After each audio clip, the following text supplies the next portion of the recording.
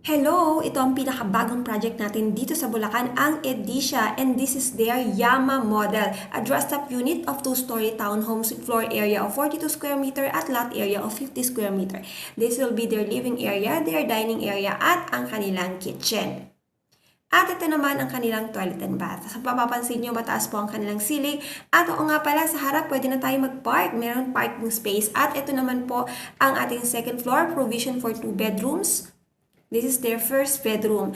Ang turnover po ng ating Yama model ay bare type. So kayo na po ang bahalang magpa-paint ng inyong interior at kayo na rin po ang bahalang maglagay ng room partition. Ang kagandahan nun, malaya kayong pumili ng kulay na gusto nyong ilagay sa inyong interior. And this will be the sample computation. Meron tayong 2 financing option, ang Pag-ibig at ang bank with reservation fee of 10,000 pesos lamang.